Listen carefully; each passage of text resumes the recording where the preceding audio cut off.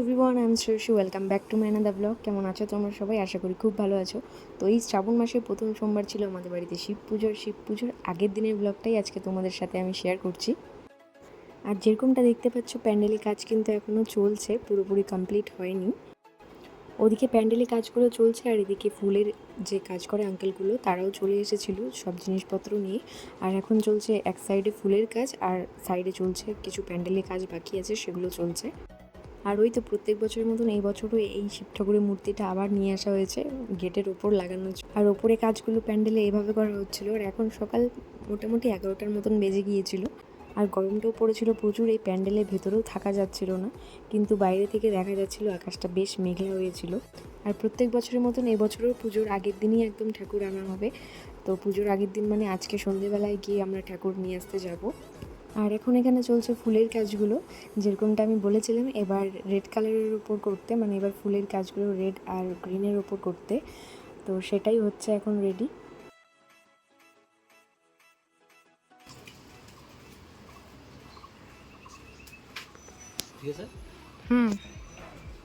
সুন্দর হচ্ছে এই ফুলগুলো, সব থেকে বেশি সুন্দর। এই ফুলগুলো সব থেকে বেশি সুন্দর। এটা কি বাইরের গেটটা? না না, ও আচ্ছা, এখানে। হ্যাঁ,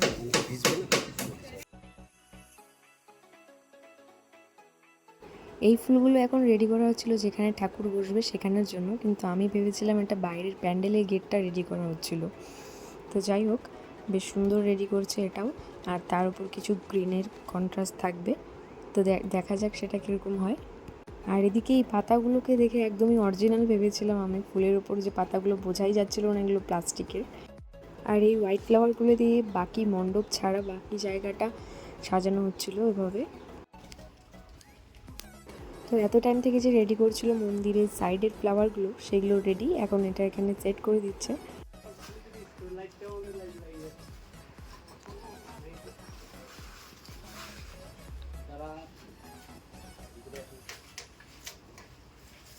আর এই তো এখন প্রায় মণ্ডপের পুরোটাই রেডি। আর এখন যেটা রেডি হচ্ছে এটা হচ্ছে বাইরের ফুলের গেটটা। আর ঢুকতেই গেটটা রেডি হচ্ছে মাল্টি কালার ফ্লাওয়ার আর গ্রিন কালার দিয়ে। তো এই তো গেটও রেডি। আর তারপর আমি আর ব্লগ শ্যুট করিনি, একদম সন্ধ্যের থেকে আমি ব্লগটা শুরু করেছিলাম। আর এখন বাজে সন্ধ্যে 7:30। আর এখন ঠাকিরাও চলে এসেছে, আমরা একটু পরেই যাব সবাই রেডি হয়ে ঠাকুর নিয়ে আসতে। আর মা গিয়েছিল ঠাকুরের ফুল বেলপাতা নিয়ে আসতে ফুলের দোকান। তো সেখান থেকে এসে মা ড্রেসও চেঞ্জ করতে পারেনি, তার আগেই ওনারা চলে এসেছিলো ঢাক নিয়ে। তো এখন যেগুলো নিয়ম করতে হয়, ঢাকের উপর সিঁদুরে ফোঁটা, ফুল বেলপাতা দিতে হয়, সেগুলোই মা এখন দিয়ে নিচ্ছে।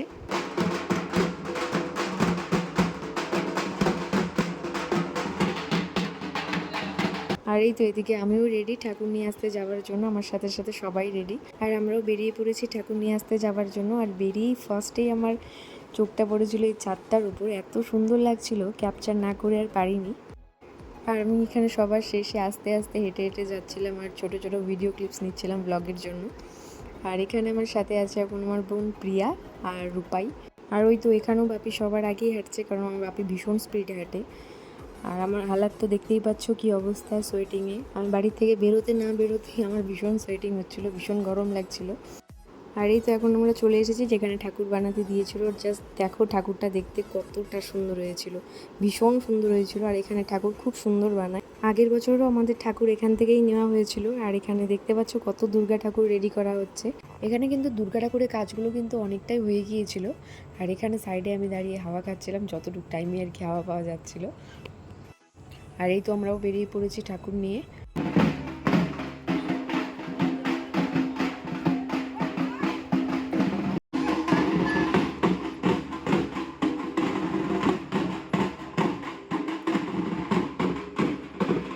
ঠাকুর নিয়ে যখন আমরা বাড়ির দিকে রওনা দিচ্ছিলাম তখন এত গরম লাগছিল, সেটা তোমরা আমার ফেস দেখে বুঝতেই পারছো।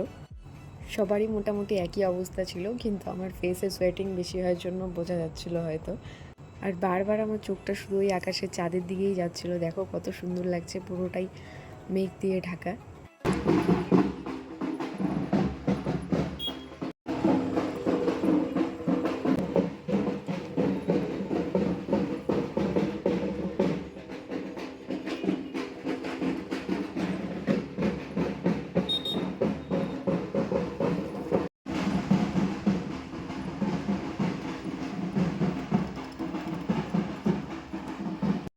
আর এখানে আমরা তিনজন সবার লাস্টে গল্প করতে করতে যাচ্ছিলাম। ওরা এত জোরে কথা বলছিল যে এই ভিডিওটা মিউট করতে বাধ্য হলাম। ঢাকের আওয়াজের মাঝখানেও ওদের ভয়েসে শোনা যাচ্ছিলো, এত জোরে জোরে কথা বলে ওরা। আমাদের ঠাকুরটা যেখানে বানাতে দিয়েছিল বাড়ি থেকে প্রায় অনেকটাই দূরে, তো অনেকটা হাঁটাও হয়ে গিয়েছিল আমাদের সবার। আর অল্প সময়ের মধ্যে আমরা চলেও এসেছি, এই তো প্রায় মেন রোডে চলে এসেছি। আর এখান থেকে আমাদের বাড়ি খুব একটা বেশি দূরে নয়।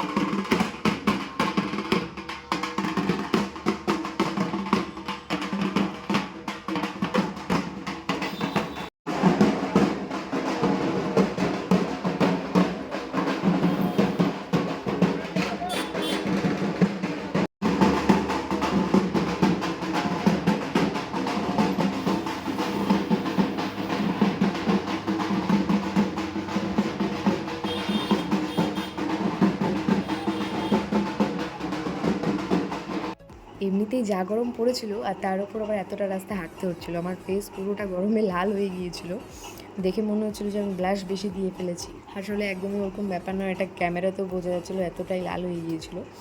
যাই হোক, আর এই মন্দিরটা হলো আমার বাড়ির গলির ঠিক আগের গলিতে এই মন্দিরটা রয়েছে, মা কালী আর মহাদেবের মন্দির।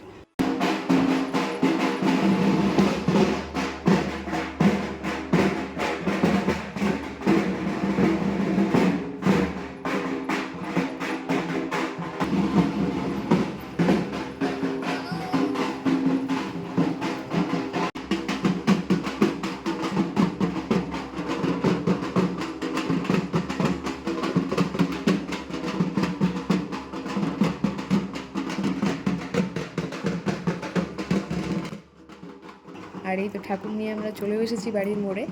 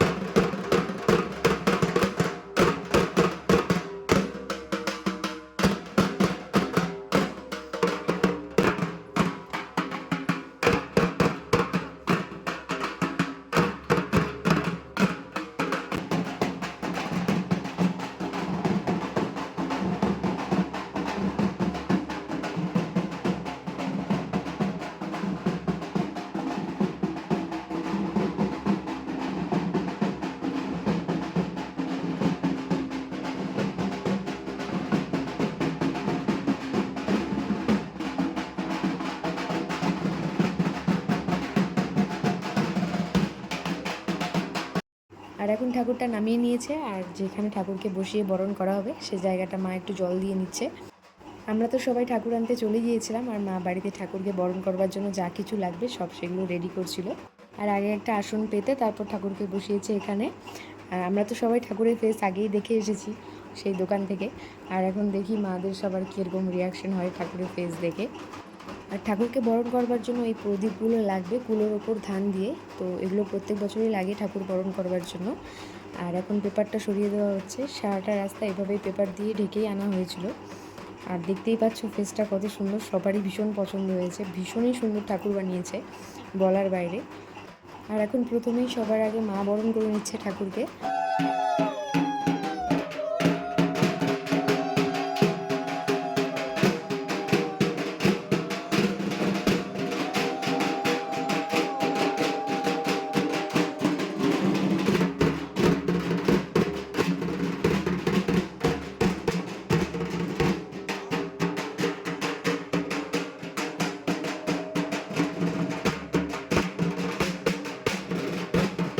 আমার মায়ের পর এখন আমার বাপি ঠাকুরকে বরণ করে নিচ্ছে।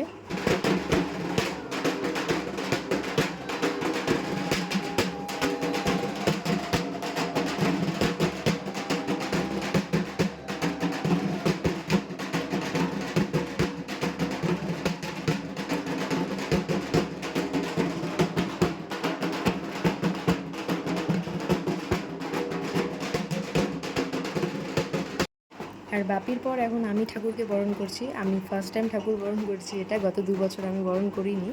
তো তার কোনটার পর কী দিতে হবে সেগুলো মা আমাকে একটু বুঝিয়ে দিচ্ছিলো।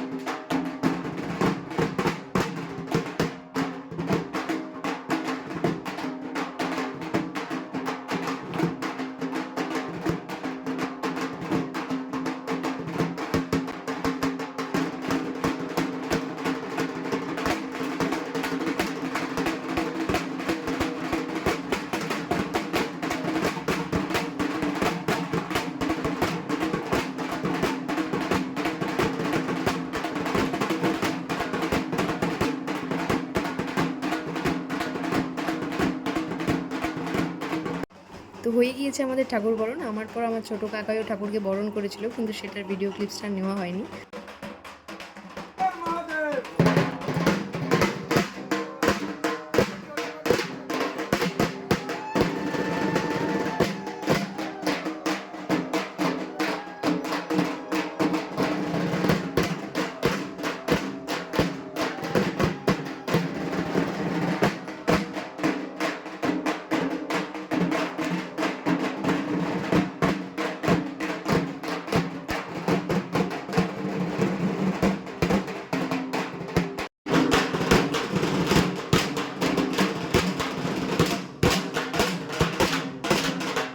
তো ফাইনালি আমাদের ঠাকুরকে ঠাকুরের জায়গা মতো বসিয়ে দেওয়া হয়েছে। আর তারপর আমার মায়ের সাথে কিছু ভিডিও ক্লিপস নিয়ে নিলাম ব্লগের জন্য। সারাদিন বেচারি ভীষণ ব্যস্ত ছিল। আর এখন আমার সাথে আছে সব আমার ভাই বোন দাদারা, আর সাথে বাপিও আছে। তো ওই ব্লগটা আমি এখানে এন্ড করছি। আজকের মতো বাই, দেখা হচ্ছে আবার নেক্সট ব্লগে।